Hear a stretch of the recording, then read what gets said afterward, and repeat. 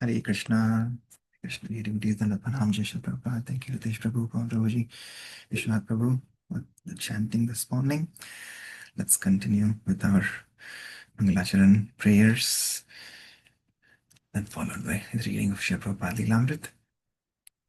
Om Jnanatimirandasya Jnananjanashalakaya Chakshurunmilitamena Tasmai Shri Gurave Namaha Nama Om Vishnupadaya Krishna Prishthaya Bhutale Shrimati Bhakti Vedanta Swamin Iti Namine Namaste Saraswate Deve Gauravani Pracharine Nirvishesha Shunyavadi Paschat Deshutarine Jai Shri Krishna Chaitanya Prabhu Nityananda Shri Advaita Gadadhar Srivas Adi Gaur Bhaktivinoda Hare Krishna Krishna Krishna Hare Hare Hare Rama Rama Rama Hare Hare Hare Krishna. Okay, so we'll continue with our prayer, which is Sri Kevalashtakam that we sang for this week, yesterday. Anybody else would like to try today? You can sing it just as we sing Bhagavad Gita shlokas also. It's just like singing Bhagavad Gita. Anybody wants to try? Hare Krishna. Yes, Mataji. Anandini Gopi Mataji. Shri Kevalashtakam. Madhuram Madurebhyopi Mangalebhyopi Mangalam Pavanam Pavanebhyopi Hare Nameva Kevalam. I can't see Prabhu. Yeah, thank you. Abrahmastambhaparyantam sarvam mayamayam jagat satyam satyam punah satyam hare nameva kevalam sa guru sa pita chapi Samata bandavopi sa Shekshaye chet sada smartum Hare nameva kevalam Nishvasena hi vishvasa Kadarudho bhavishyati Kirtaniyamato balyat Hare nameva kevalam Hari sada vase tatra Yatra bhagavata jana Gayanti bhakti bhavena Hare nameva kevalam Aho dukham mahadukam Dukkha dukkha taram yata Kachartam vishmritam ratna Hare nameva kevalam Diyatam diyatam karno Niyatam niyatam vacha Giyatam giyatam nityam Hare nameva kevalam Trinikritya jagat sarvam Rajate sakalopari Chidanandamayam shuddham Hare nameva kevalam Hare nameva kevalam Hare nameva kevalam Hare nameva kevalam Hare nameva kevalam. Hare Krishna. Hare Krishna. Thank you, Anandini Gopika Mataji. Wonderful recitation. Shri Nilkanta Goswami ki jai, Shri Prabhupada ki jai, Shri Kevalashtakam ki jai. Thank you. Okay, anybody else would like to read the translation? Prabhuji, can I read, please? Hari Bol. Yes, Ritesh Prabhu. Yeah.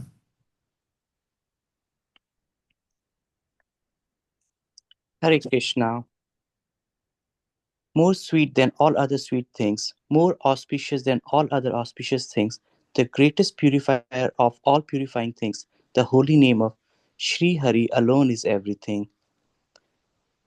The entire universe, from exalted Brahma down to the lowly clump of grass, is a product of the illusory energy of the Supreme Lord. The only thing that is reality, reality, again I say reality, the holy name of Sri Hari alone is everything. That person is a true preceptor, or a true father, a true mother, and a true friend also, only if they teach one to always remember the holy name of Sri Hari alone is everything. There is no certainty that the last breath will come and put an abrupt halt to all the one's material plans. Therefore, it is wise to always practice chanting from very childhood. The holy name of Sri Hari alone is everything.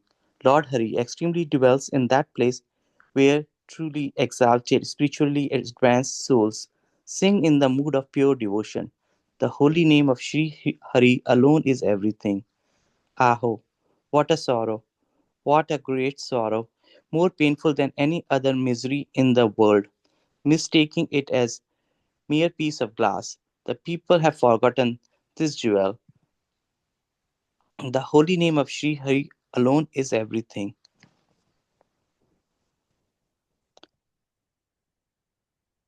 It should be heard again and again with one's ears. It should be uttered over and over with one's voice. He should be perpetually sung and sung anew. The holy name of Sri Hari alone is everything. It makes the entire universe more insignificant as a blade of grass. It reigns supreme over all in a splendorous manner. It is full of eternally conscious divine ecstasy. It is supremely pure. The holy name of Sri Hari alone is everything. Hare Krishna.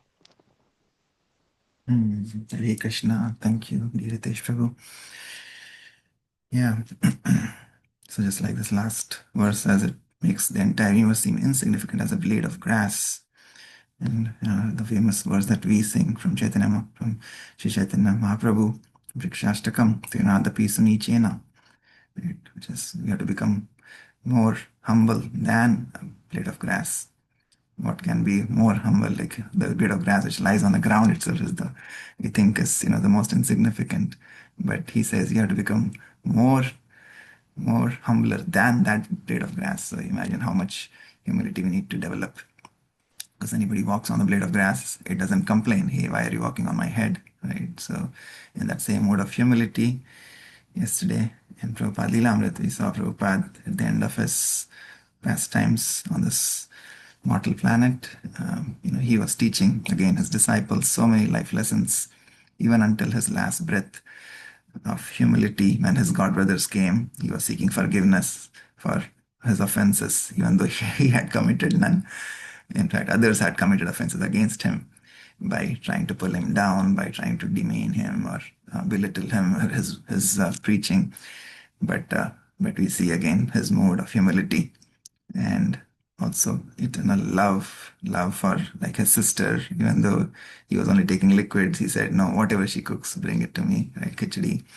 So because she's a pure Vaishnavi, so whatever she gives me will be good for my health. So yeah, that love, Prabhupada's teaching is beyond death. Just as Krishna enters all these universes, and because of Krishna's energy, all these universes are floating in the space.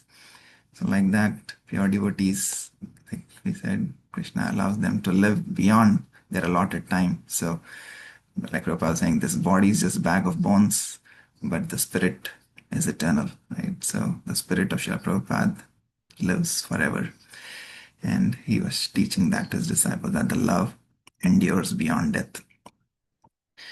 And holy name, of course, was what was sustaining him all through the month of October. And of course, He left his body yesterday, as we were reading on Safali Kadashi.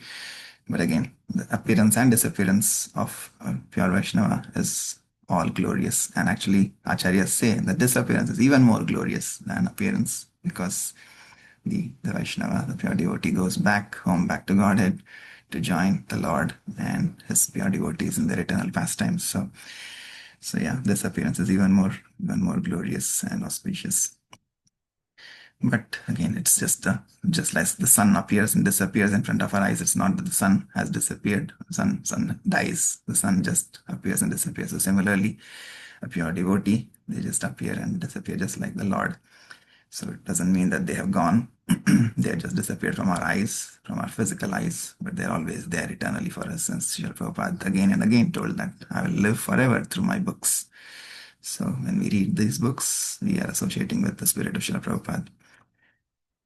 Okay, so let's continue. Anybody else would like to read today? Continuing chapter 55, the final lesson.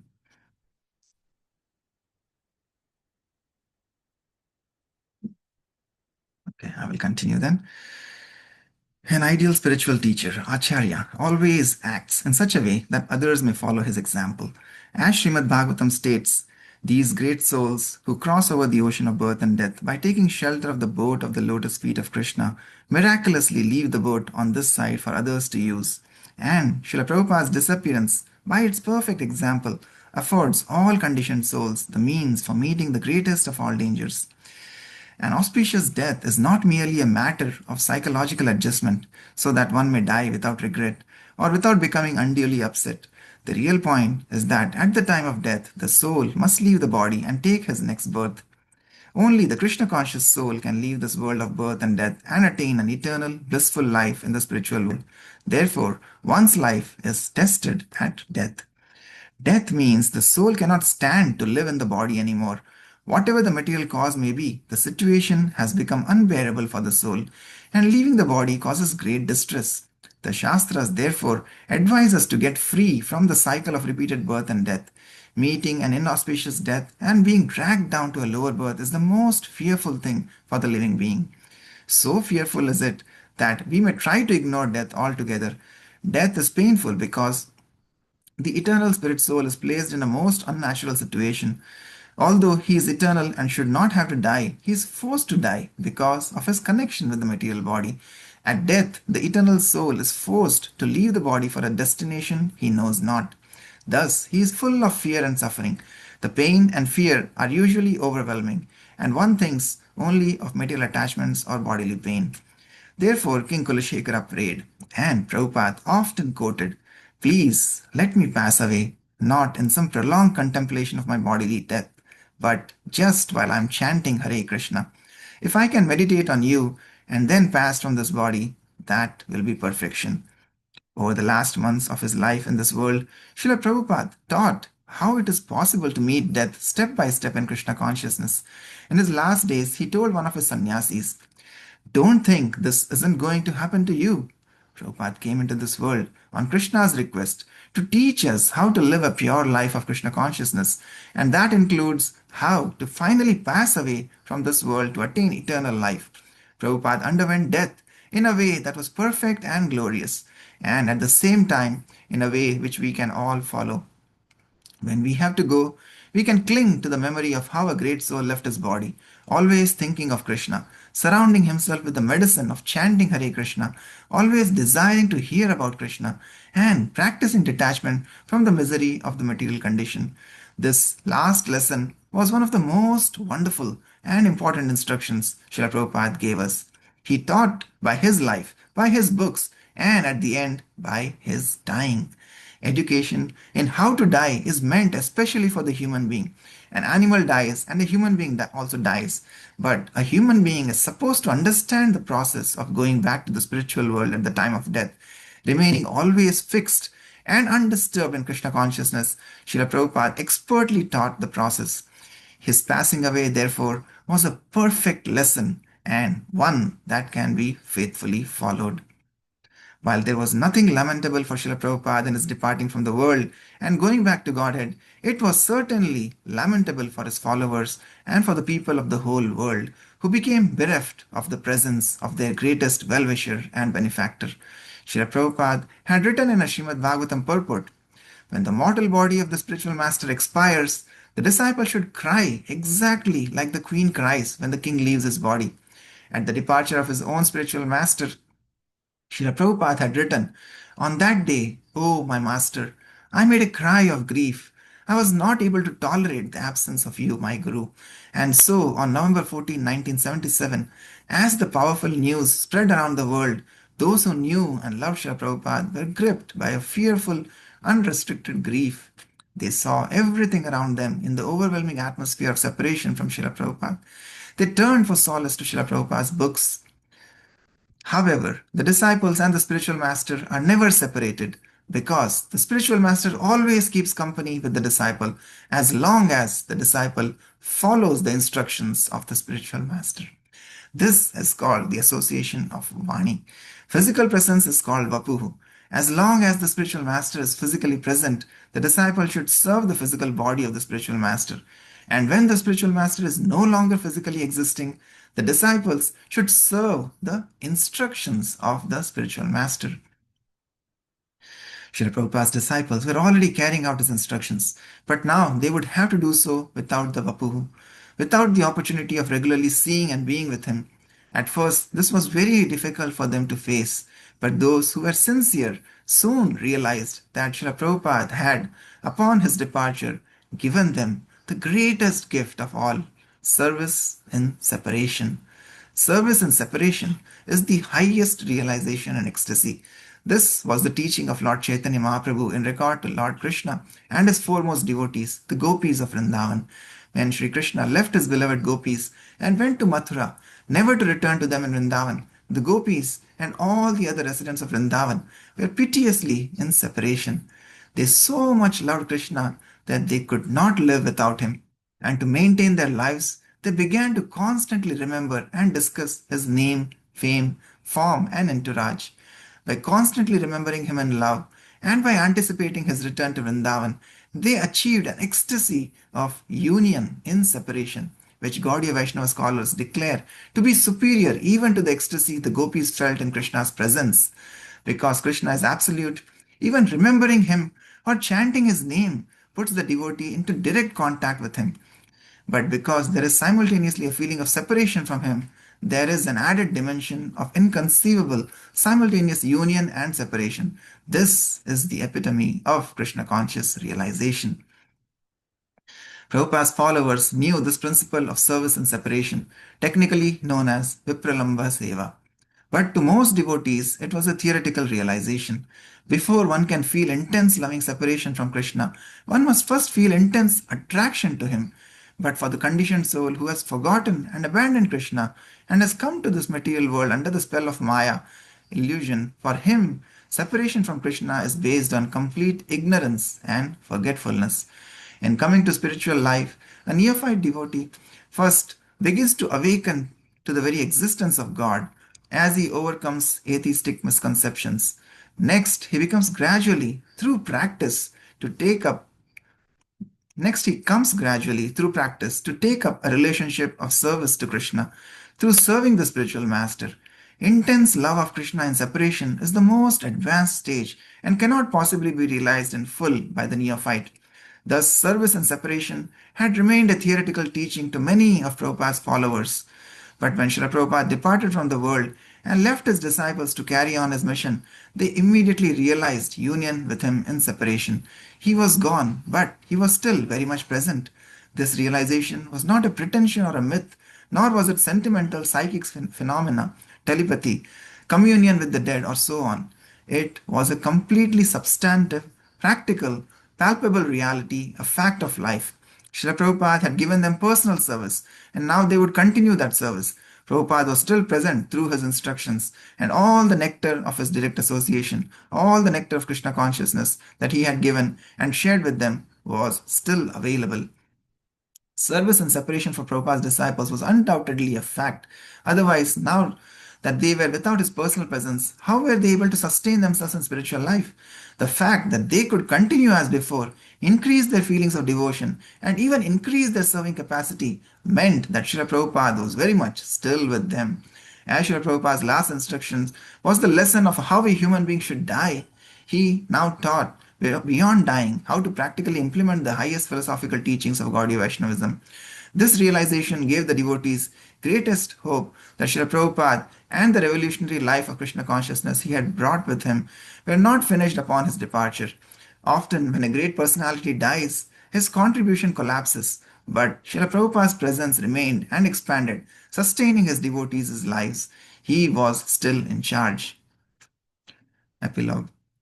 In describing how the followers of His Divine Grace, Abhay Charanaravind Bhaktivedanta Swami Prabhupada, continue to relish the nectar of serving him in separation, we are not speaking of only a small band of several thousand devotees whom he initiated during his lifetime.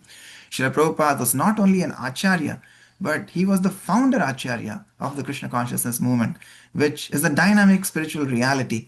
That reality is nothing less than the Yuga Dharma, or the form of spiritual life recommended for all humanity in the present age of Kali, the most dangerous of ages, in which humanity eventually abandons all religious principles.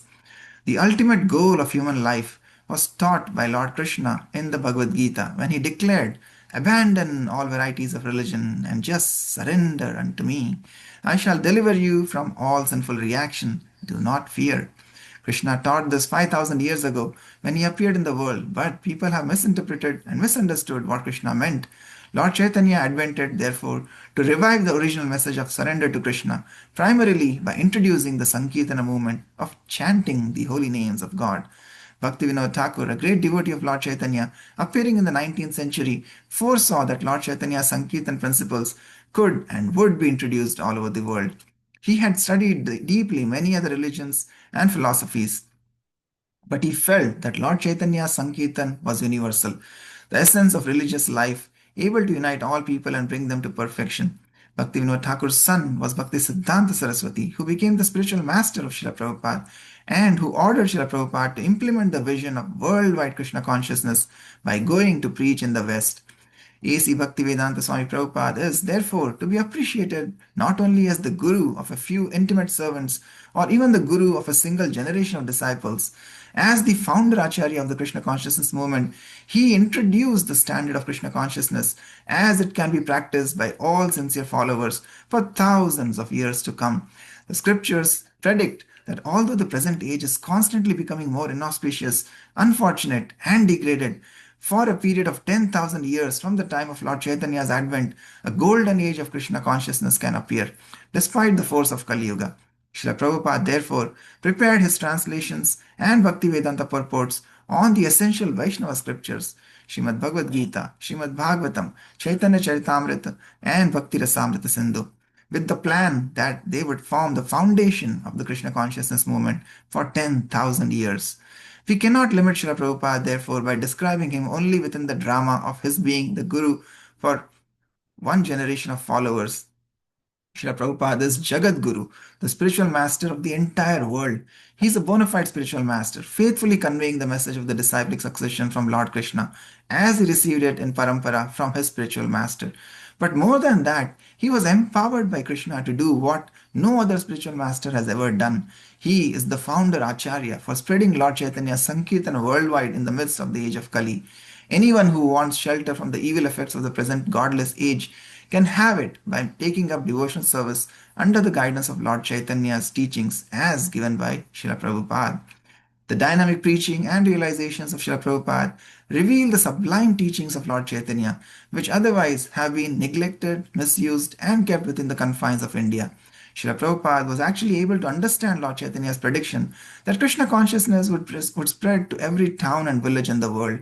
Srila Prabhupada had faith in these words and personally saw in his lifetime that pure Krishna consciousness could be adopted by people of all races and cultures, even those considered by Vedic standards to be aborigines and outcasts. Through the applications of Srila Prabhupada, therefore, the Krishna consciousness movement is now proven to be viable for anyone, anywhere in the world. Anyone can serve Srila Prabhupada in separation. He asked all his followers to avoid four sinful activities. meat eating, intoxication, illicit sex, and gambling, and to chant the Hare Krishna mantra a minimum of 16 rounds daily on beads. He also advised that one regularly read Vedic literature such as Srimad Bhagavad Gita as it is and Srimad Bhagavatam, and for keeping spiritual health and strength to follow the spiritual principles, he advised that one associate with like-minded devotees. Whoever follows these basic practices and recognizes Srila Prabhupada as the direct representative of Sri Krishna is his follower. And the Vedic scriptures say that only by serving the representative of Krishna can one become dear to Krishna himself. The ways of serving Krishna are unlimited, as Srila Prabhupada expertly displayed.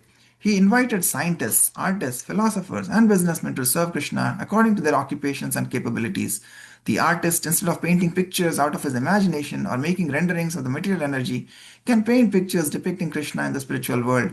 The poet can describe Krishna as the absolute truth. The philosopher can explain Krishna as the cause of all causes. The scientist can prove that life comes from life, and the businessman can contribute money to the worthiest welfare activity of Krishna consciousness. A person does not, therefore, have to abandon his family or retreat to a solitary cave to realize God. In any situation of life, one can move from mundane to spiritual by adopting the practices of Krishna consciousness. This is the broad and liberal way Srila Prabhupada intended Krishna consciousness to pervade society. Okay, pause here. Yeah. So, what would be our occupation, religion, occupation, and position in society? Yes, we can serve Krishna consciousness. Again, so wonderful learnings and teachings. Again, these are words that Prabhupada's disciples have put together after Prabhupada left. So Sri Satsvarup Goswami Maharaj, along with inputs from all the other senior disciples of Srila Prabhupada and his journey, have compiled this Prabhupada Lilamrit so beautifully, so that for thousands and thousands of years to come, devotees in this parampara system can take inspiration from none other than the founder Acharya of this movement, who will remain the first and foremost and eternal Siksha Guru for all of us for all time. So, yeah.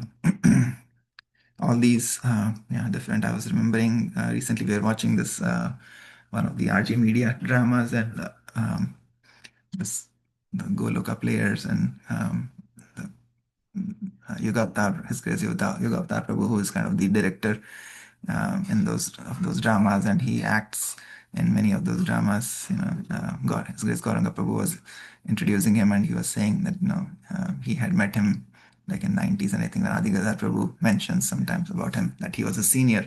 He's a physician in Bombay, also a warden, I think, there. But so it is just so nice that all his talents. He was saying, Gauranga Prabhu was saying, like, he's such a amazing physician and doctor and everything, and still he's also a dramatist, and he is a director and writer and actor. So how nicely he's using his talents in the service of Krishna in terms of compiling these wonderful dramas and even acting. The video that we were watching was about famous personalities, and I was just amazed. He acted as Narendra Modi, then he acted as Amitabh Bachchan, then he acted as something else, somebody else, and each and every character, he kind of could see that he brought it to life. But then everything tied back to Krishna.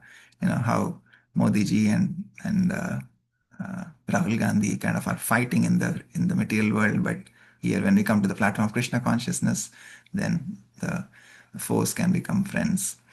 And so yeah, a lot of nice lessons from that drama. But yeah, like that, devotees, we all have so many skills and talents. Again, all of those have been given to us by Krishna. So we should see what we are good at, what we can become better at, and then how we can use those skills and talents in the service of the Lord to preach, to bring more souls to this movement of Srila Prabhupada.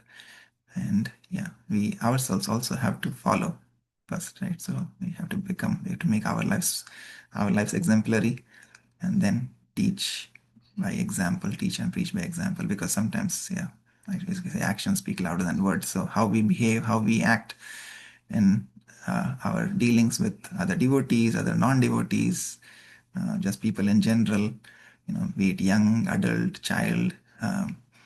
So all of that actually leaves a lasting impression on people around us. So we have to follow this mood and follow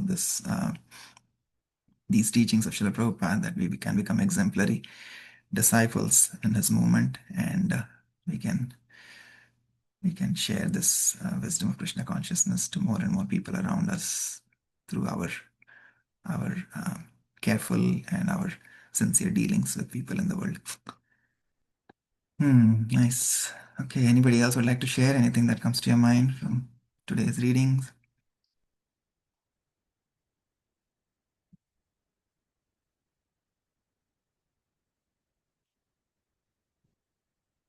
Hare Krishna, Prabhuji. Hare Krishna, Prabhupada Prabhu. Yes. Yeah, I have a question about union of separation.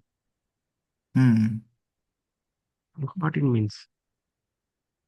Union and separation. So, as the word Uni- means, union of separation. You read it in that. yeah. So we are supposed to be united with Krishna, right? By constantly remembering Krishna, meditating on Krishna, as Prabhupada was teaching here. So this is the mood, he's saying, of the mood of the gopis, the Vraja gopis, when Krishna leaves Vrindavan and goes to Mathura, while they are really, in grief and sorrow that Krishna has left them physically, but they are always united with Krishna in thoughts.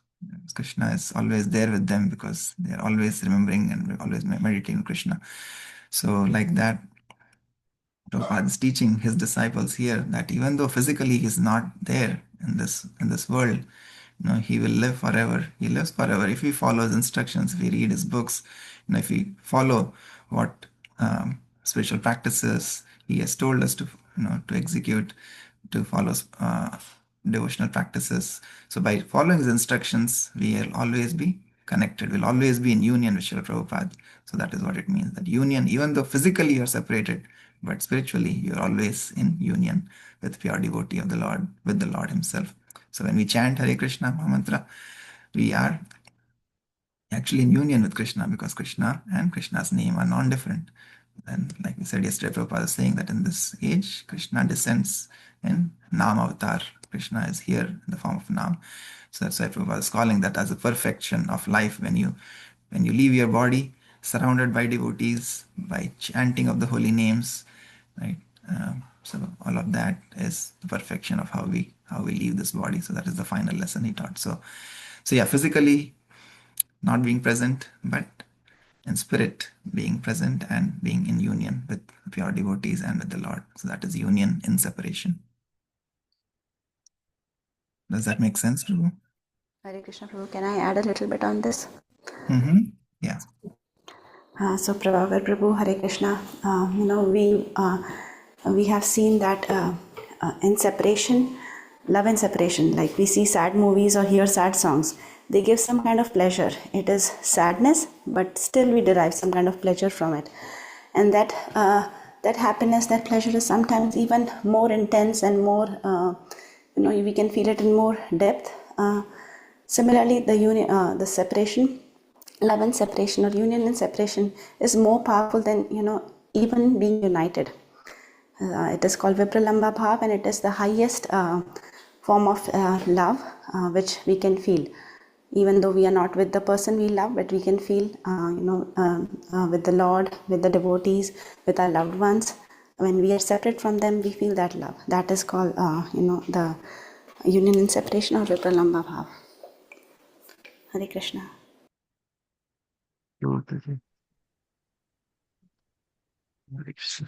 We see, like, practically we see, right? And again, like we said yesterday also, Prabhupada's disciples, after Prabhupada left, how they have carried on. Right? I mean, if this chanting was just mundane, like Prabhupada used to give that example, nobody can say Coca-Cola, Coca-Cola, Coca-Cola for thousands of times, right? But there is practically, that is why Prabhupada's movement is very scientific. You have to experiment. It's an experiment. We experiment, and we can see gradually our taste for the holy name, our taste for chanting increases slowly and slowly. So that means it is very practical, scientific. You just have to experiment with this, right? My Guru Maharaj used to say, something like, just these pure Vaishnavas, I mean, Prabhupada's disciples, they're just by their association, just by having their darshan, people would get transformed. So many stories of, like we have read from Prabhupada Leelamrit, so many people who came in contact with Srila Prabhupada just for a brief moment, and their lives were transformed. So like that, Guru Maharaj would used to say, when he would travel around the world, sometimes some people would come and some devotees would be there, sometimes non-devotees would be there. The devotees, they would be chanting. So Guru Maharaj would say, how many rounds you are chanting? And I'll say, I'm just trying to do 2 rounds or 4 rounds. And Guru Maharaj say, okay, why don't you chant 16 rounds? I said, so some 4 rounds directly to 16 rounds. And then he said, why don't you just give it a try? If you don't like it, you can always reduce later. And then there are so many devotees who mentioned that, just by that one statement that he made, and they started chanting 16 rounds after that, and they never gave up after that, right? So that is the purity of the message and the purity. And when they give an instruction, they also give the empowerment through which things can happen. So yeah, and when they leave, also they don't really leave. You can feel their presence through their instructions. For example, I can certainly say, like Srila Prabhupada left here, and we see so many of his disciples are saying that. And yeah, my Guru Maharaj is not on this mortal planet, but you can feel his presence by following his instructions. So like that, that is the union and separation. Thank you, Prabhu. Okay, anybody else would like to share anything?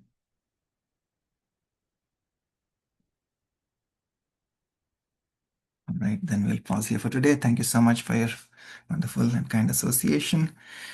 वाञ्छकल्पतरुभ्यश्च कृपासिन्धुभ्यैव च पतितानां पावनेभ्यो वैष्णवेभ्यो नमो नमः। अनंत कोटि वैष्णव वृंद की जय। जगद्गुरु श्रील प्रभुपाद की जय। श्रील प्रभुपाद लीलामृत की जय। निताय गौर प्रेमानंदे। हरि हरि बोल। Yeah. Krishna. Hare Krishna, Krishna, Hare Hare Krishna, Krishna. Hare Krishna.